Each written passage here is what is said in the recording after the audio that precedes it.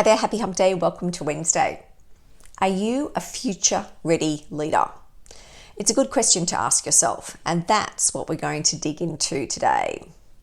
Last year, the CSIRO released their report on megatrends. So these are the big trends, the big things that they're seeing are going to be impacting the world into the future. And it's worth reading if you're interested in seeing some of the insights and potential impacts into your profession and industry. It's another report, though, which provides that sort of long list of the things that we need to think about and be prepared for. And even if you just look at 2023, so the year that we're in now, there's no doubt that it's another year full of change, uncertainty, unpredictability. And we don't really know how the year is going to land. No surprise, therefore, the demands on leaders are continuing to increase because it's during times of change and uncertainty that people turn to their leaders more than ever for advice, support, direction. And so you play that role where you're going to be continuing to balance the needs of stakeholders, balance the expectations of your team, having to challenge yourself, balance and manage competing ideas and ideals, and doing all of that with confidence and with care. Psychologist and decision-making expert Daniel Kahneman talks about how we have really strong expectations, particularly when times are uncertain, that leaders are going to act decisively and quickly. And he says we deeply want to be led by people who know what they're doing and who don't have to think too much about it. And this is particularly the case during change because we want to feel confident that they know what they're doing. But to me, leadership is also, it's not one size fits all, and context matters. That said, there's also some foundational elements that remain the same, that are something that leaders always need to focus on. Here are my top 5. Firstly, build the foundation. Leaders need to create that psychologically safe environment. And psychological safety, which is a term coined by Harvard academic Amy Edmondson, is something that we talk a lot about these days. It's where your team feels safe to share, safe to feel, safe to be themselves, to turn up to work, to talk about the stuff that's hard, that's messy. They can ask questions, listen, gather input. They're clear about what it is that they do and how they get involved. And in environments like this, team members are encouraged to embrace the uncertainty. They see it as a challenge to solve, not a barrier that they need to avoid. But for all of that to happen, they need to be encouraged to get involved in those spirited conversations, the conversations where there's debate, not those stunted, shallow conversations where you shut things down. You want to be able to create the norm where people are open to different ideas, different perspectives, because all of that enables you to make better decisions. Number 2, go for clarity. As a leader, you need to set clear goals, responsibilities, and ways of working with your team, and have realistic expectations about workloads and deadlines. This is about challenging yourself and always considering, are you creating clarity, or actually, are you creating confusion?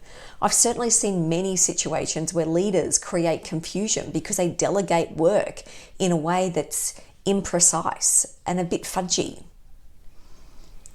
Are you sitting down and talking to your team about who's doing what, how it needs to get done? Are you clear about what that finished product and what your expectations around the done looks like? You want to establish common goals, get clarity on challenges and expectations on dealing with failures and setbacks. Number 3, reflect rather than ruminate. If you've heard me talk before, this is something that I often mention because there is a big difference between reflection and rumination. When we ruminate, our thought process never reaches a conclusion. An event has happened, we've had an interaction, something's happened, and we just keep playing that interaction, that event in our head again and again and again, somehow hoping that we are going to change the ending. You don't reach any type of conclusion. In contrast, when you reflect, you challenge yourself. You think about, what did I learn about myself? What did I learn about others? What did I learn about the environment in which I'm in and how that's impacting how I'm showing up? Your reflection causes learning because you're digging into the meaning that you're giving what's happened and the role that you played in that. Number 4, build capability. This is capability in yourself, capability in your team, capability in your organization. Because as the world is changing, so too are the needs of your team, the capability needs of your team. And if you're not clear about those capability gaps, you're going to get left behind. So part of this is sitting down and working with your team, understanding where things are going, understanding how things are going to be changing, then looking at the skills across your team and really understanding what are the gaps, how do we close those gaps, what's the coaching and mentoring that might need to be provided, or the skill uplift that's required, or the new development. You might also need to bring in new capability. And as part of this process, really look to create opportunities for your team to learn and to grow, whether it's on-the-job practice, whether it's peer-to-peer mentoring and support, or whether it's them doing work experience or getting experience in other parts of the organization, because all of this increases their skills, their confidence, and connections across the organization. Lastly, number 5, it's to remember there's a big difference between confidence and hubris. It was the amazing author Mark Twain who once wrote, "All you need in life is ignorance and confidence, and then success is sure." Personally, I find that quote a little dispiriting, but there's some truth to it as well. Because there is a difference between confidence and hubris. You can be a confident leader, but also open to debate. And you can accept the fact that you don't have the license on being right, that you don't know everything. But when you got hubris, you dig in. You can hold entrenched opinions. You're not listening or taking on board feedback from other people. You're not open to the fact that there are different perspectives. You're seeing yourself as the smartest person and therefore the one that has all the knowledge and all the decision-making capacity. There are times as leaders when you do need to say, "Hey, I don't know, but we can work it out together." And this doesn't mean that you become the quivering mess in the corner who can't make decisions, but it's recognizing when you need to make decisions individually or collectively.